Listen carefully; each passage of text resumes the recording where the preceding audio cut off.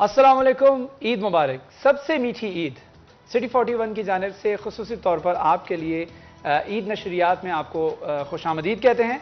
हमारी पूरी टीम की तरफ से आपको बहुत बहुत ईद की खुशियाँ मुबारक हो। उम्मीद करते हैं कि आपकी मीठी ईद बहुत ज़्यादा मीठी गुजर रही होगी और छोटी ईद की बड़ी खुशियों में आप उन तमाम लोगों को शुमार कर रहे होंगे जो कि डिज़र्विंग हैं, जो कि मुस्तहिकीन हैं, और ख़ास तौर पर अपने रिश्तेदारों को और ख़ास तौर पे उन रूठे हुए दोस्तों को भी इस ईद में हमें शामिल करना है जो कि आज हमारे साथ शायद नहीं हैं, लेकिन उनको मनाकर अपनी ईद में शामिल कीजिए और अपनी ईद का मज़ा मज़ीद दोबाला कीजिए, अपनी ईद में मज़ीद रंग भरिए। तो इसके साथ साथ बाकायदा शुरुआत करते हैं अपनी खुसूसी नशरियात का, जो कि ईद के मुनासबत से तरतीब दी गई हैं और इसमें शहर की मारूफ शख्सियात को हम दावत देते हैं, मदऊ करते हैं। और आज भी फातिमा हमने एक शख्सियत को दावत दी हुई है, उनका तारुफ करवाने से पहले हमारी पता है कोई भी खुशी होती है हमारी एंड हमें होता है कि हमारी ऑडियंस हमारे साथ, और जब तक हमारी ऑडियंस हमारे साथ मौजूद नहीं होती है तब तक कोई भी चीज़, कोई भी खुशी हमारी पूरी हो ही नहीं सकती है। इसलिए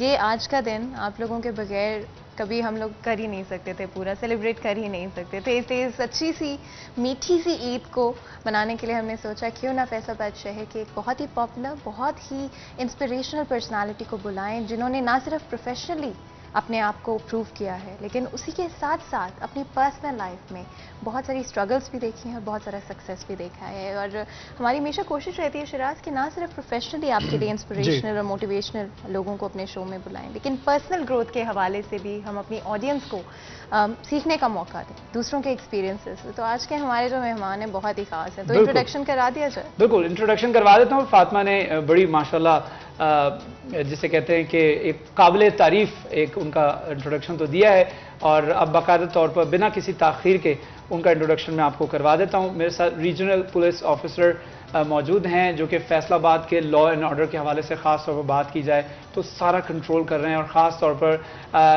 पाकिस्तान और फैसलाबाद में ख़ास तौर पर एक बड़ा नाम है।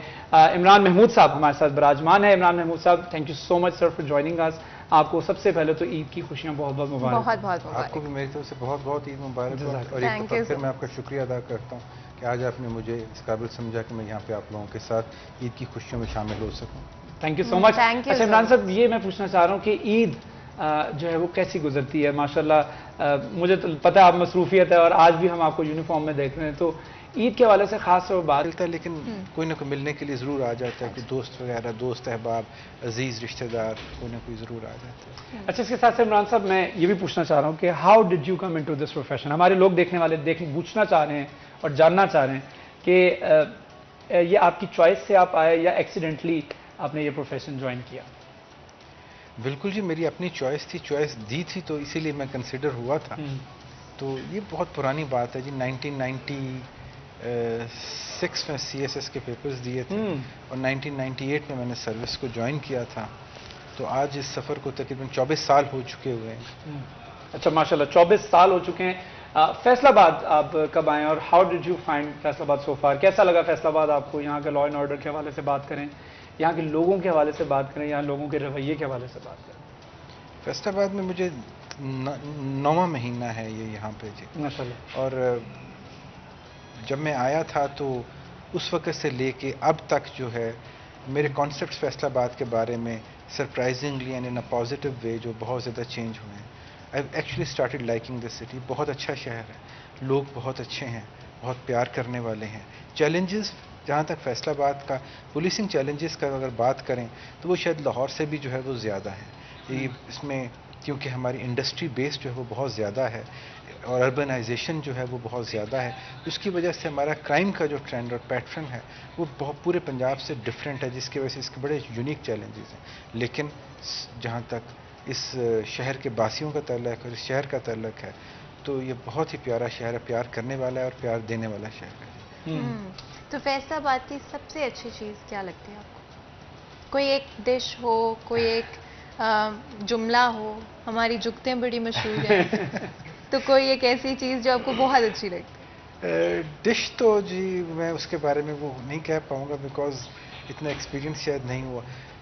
डिश के हवाले से मैं बड़ा सादा सा खाना खाने वाला इंसान शायद लगता नहीं तो, लेकिन ये है कि क्यों लगते, क्यों नहीं लगते लोगों की जो सेंस ऑफ ह्यूमर है, ठीक है, वो it keeps one on his toes, तो उसके वजह से हर वक्त अलर्ट रहना पड़ता है।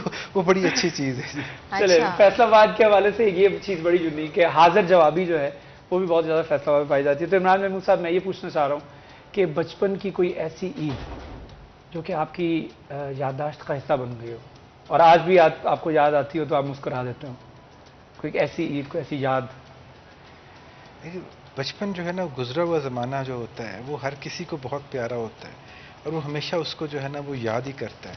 तो वो ईद अगर वैसे अगर हम उसको उस रोमांटिसिज्म से हट के देखेंगे तो शायद वहाँ पे कुछ भी नहीं होगा, लेकिन वो कि जब तमाम बहन भाई साथ थे, माँ बाप के साथ थे और उनसे जो है वो ईदी लेना और फिर जाके उस ईदी को खर्च करना, और चाहे बड़ी सादा सी लाइफ थी, बड़ी सादा सी ईद हुआ करती थी, लेकिन वो खुशियाँ जो है उस हिसाब से आज हम रेप्लिकेट नहीं कर सकते। लेकिन ये शायद हर जनरेशन के साथ ऐसा ही होता है, जो हमारी औलाद है, हमारी अगली जनरेशन है, उसके लिए ये ईदें उतनी यादगार होंगी जितनी हमारे लिए वो थी। अच्छा, ईदी कितनी मिला करती थी आपको बचपन में?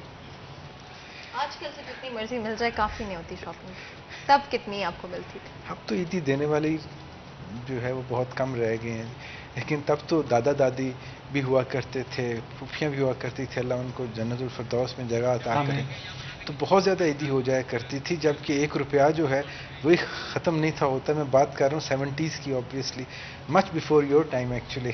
सो एग्जैक्टली, तो उस हवाले से जो है बहुत ज़्यादा ईदी हुआ करती थी, हम बहुत अमीर हुआ करते थे ईद वाले दिन। अच्छा, और मैं ये भी पूछूंगी आपसे कि वो ईदी खर्चते कहाँ थे? लेकिन क्योंकि ब्रेक का वक्त हो रहा है, यहाँ पे मैं बताती चलूँ कि हमारा किचन का सेगमेंट भी जब हम ब्रेक से वापस आएंगे तब हम किचन की तरफ भी जाएंगे और हमारे शेफ़ जहांज़ेब और साथ ही साथ शेफ़ सादिया फयाज भी हमारे साथ मौजूद होंगी। और यहाँ पर एक बहुत ही ख़ास मेहमान का और भी इंट्रोडक्शन कराना ज़रूरी है, जो कि नेक्स्ट सेगमेंट में हमारे साथ मौजूद होंगे।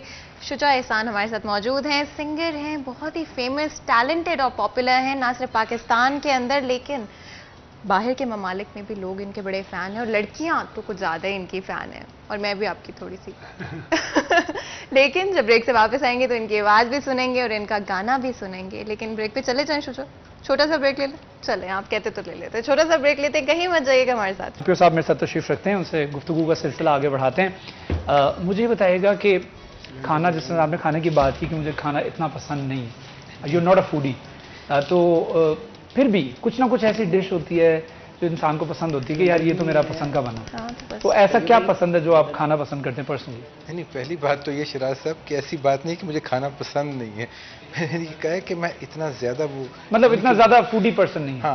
हाँ, that would be a right thing to say actually. तो मैंने जैसे आपसे पहले भी गुजारिश की थी कि सादा सा फूड जो मेरी फेवरेट डिश में जो है वो दाल चावल है, आलू कीमा है, दैट इज इट। तो कभी फरमाइश पे भी बनवाते हैं घर पे, या ऐसा एक्सीडेंटली जब आपके सामने दाल चावल आ जाए तो आप कहते हैं हाँ ये मुझे पसंद है, या फरमाइश पे भी कभी बनवाते हैं कि यार आज ये बनवाना? नहीं, बिल्कुल बनवाते हैं। अच्छा, तो ख़ास तौर पर बात करें अगर ईद की मुनासबत से, तो ईद की मुनासबत से आपको जो है वो खाने में क्या पसंद है? ईद में मीठा खाना पसंद करते हैं या मीठा अवॉइड करते हैं अमूमी तौर पर? नहीं, बिल्कुल खाता हूँ जी अभी तक। तो उसमें जैसे मैंने आपसे पहले भी गुजारिश की थी कि फ्योनियों की हमारी ट्रेडिशन है हमारे घर की, तो वही मुझे पसंद भी है और वही हमारे घर में बनती भी है। जितनी ज़िंदगी मसरूफ़ हो जाती है आपके स्टेज पे आके, तो कभी ऐसा महसूस होता है या कभी ऐसा महसूस हुआ यार मुझे लगता है कि मैंने गलत प्रोफेशन चुन लिया, मैं इतना ज़्यादा मसरूफ़ हो गया हूँ, ये तो मैंने कभी सोचा भी नहीं था कि मैं अपने घर वालों से भी दूर हो जाऊँगा, अपने बच्चों से दूर हो जाऊँगा? तो कोई एक तो क्वेश्चन ये, और दूसरा ये कि कभी कोई ऐसी ईद जो घर वालों से बहुत दूर गुजरी हो और फिर घर की याद भी आई हो बहुत ज़्यादा? ऐसा अल्हम्दुलिल्लाह मेरी लाइफ में नहीं है कि मैंने रिग्रेट किया हो कभी अपने करियर चॉइस को। रब का बड़ा करम है जी, and I am very happy wherever I am actually. और जहाँ तक इस चीज़ का ताल्लुक है तो इस प्रोफेशन में ऐसी चीज़ें होती रहती हैं कि कई दफ़ा ईद जो है वो हमें ऐसा मौका भी हुआ कि ड्यूटी की वजह से मुल्क से बाहर जो है वो ईद करनी पड़ी, जबकि मेरे साथ कोई भी नहीं था। ये हम वो उस दिन ईद वाले दिन basically travel back to Pakistan, तो लंदन में जो है कई दफ़ा 2-3 दफ़ा जो है वो मेरी ईद हुई है, तो लेकिन वो बस वर्किंग डे हुआ करते हैं। अच्छा, वो तो घर वालों की तरफ से कभी एतराज़ आया बच्चों की तरफ से, भाभी की तरफ से कि आप बाहर बहुत रहते हैं, या they are now habitual for what you are right now? क्योंकि मैं इस सर्विस में शादी से पहले से था, तो उनके जो है उन्होंने पहले दिन से इसी चीज़ को देखा है, तो ये उनके लिए बेसिकली नॉर्म बन चुका हुआ है। एक नॉर्म बन चुका हुआ है। और एक होता है ना कि कंप्लेन होती है घर वालों की तरफ से कि आपकी तो ईदें और दिन जो है वो बाहर गुजरते हैं। तो रमज़ान मुबारक के हवाले से मैं बात करना चाहूँगा, कैसा रमज़ान गुजरा, क्या मसरूफियत रही पूरे रमज़ान में? जी, रब का बड़ा करम रहा जी, अल्हम्दुलिल्लाह बहुत अच्छा जो है वो रमज़ान गुजरा, पुलिसिंग पॉइंट ऑफ व्यू से भी और पर्सनल पॉइंट ऑफ व्यू से भी।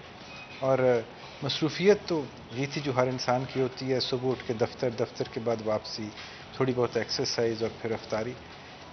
ठीक है, तो मैं बहुत ज़्यादा ये नहीं कहूँगा, एग्जैजरेट नहीं करूँगा, लेकिन जब से आप आए हैं ऑलमोस्ट आपको 1 साल तो हो गया, तो 1 साल में हमने देखा है कि फैसलाबाद के अंदर भी इस वक्त जो लॉ एंड ऑर्डर की सिचुएशन है वो काफ़ी हद तक संभली और बेहतर हुई है। तो आपको लगता है कि इसमें बेहतरी की मज़ीद गुंजाइश भी है, और कौन से ऐसे लूप होल्स हैं जिस पर काम करना भी है बाकी? जी, ये बात आपकी बिल्कुल वजह है कि अल्हम्दुलिल्लाह रब ताला हैज़ बिन वेरी काइंड। हम लोग मेहनत कर सकते हैं, लेकिन उसका जो है अजर देना वो रब के हाथ में है।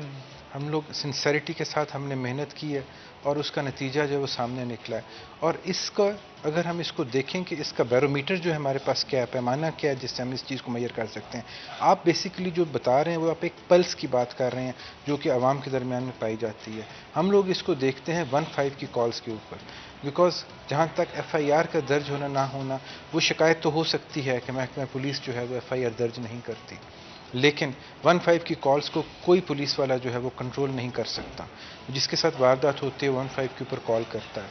तो जो नंबर ऑफ इंसिडेंट्स ऑफ 15 की कॉल्स हैं उसमें ड्रास्टिक चेंज जो है पिछले 3-4 महीनों में अल्हम्दुलिल्लाह जो है वो फैसलाबाद पूरे के पूरे रीजन में आई है। ख़ास तौर पे झंग टोबा टेक सिंह चिन्यूट में ज़्यादा है, फैसलाबाद में कम है, लेकिन फैसलाबाद में भी आई है। और there is always room for improvement and progress. इस वजह से हमें मुसलसल जो है अपनी एफर्ट्स को जारी रखना है। हमारी और क्रिमिनल्स की जो बेसिकली जो है वो आंख मचोली का खेल होता है, और क्रिमिनल जो है वो हमसे हमेशा 2 स्टेप्स आगे होता है, बिकॉज हम रिएक्शन उसके खिलाफ जो रिएक्शनरी जो है वो काम कर रहे होते हैं। वारदात करता है तो FIR दर्ज होती है, फिर इन्वेस्टिगेशन का जो है वो स्टार्ट जो है वो होता है। तो basically what we are trying to do is कि हम उसके साथ स्टेप को मैच कर लें।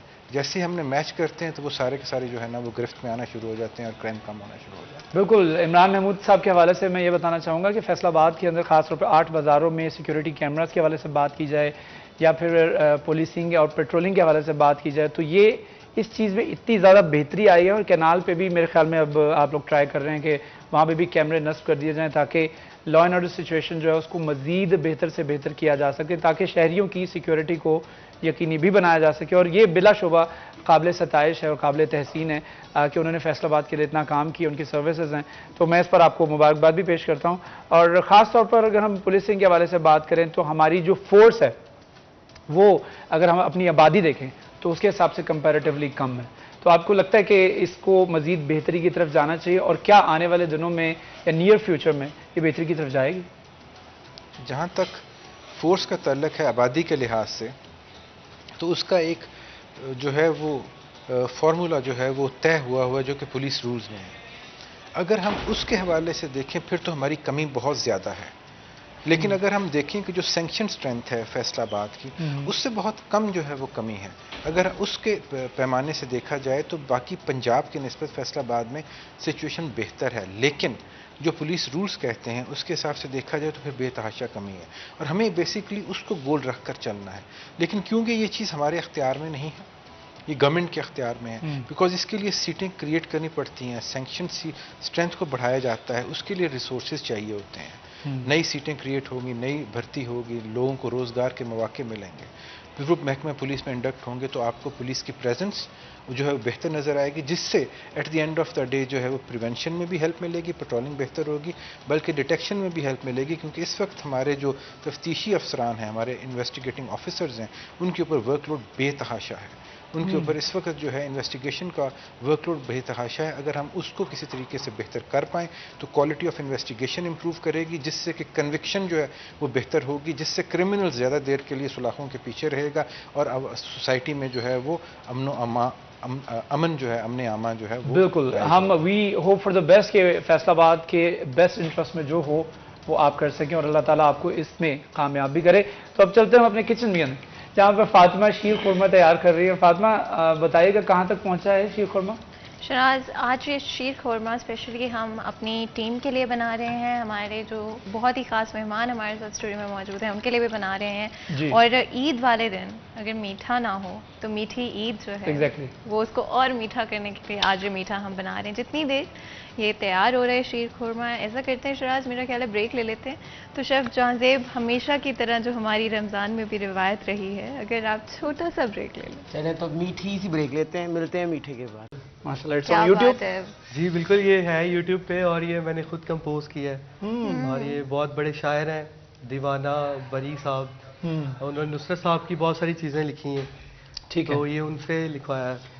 चलें ठीक है, हमारे गेस्ट भी फातिमा हमारे साथ मौजूद हैं, आरपी इमरान महमूद साहब, उनसे भी गुफ्तगू का सिलसिला आगे बढ़ाते हैं। इमरान साहब, कभी लाइफ में किताबें पढ़ने का या पोइट्री का कभी शौक हुआ? मतलब CSS में obviously you have done CSS, तो किताबों के साथ तो बड़ा ताल्लुक है, लेकिन स्टोरी टेलिंग वाली बुक्स जो होती हैं और जो नॉवल होते हैं, उस तरह का कभी बुक एडिक्टेड हुए आप?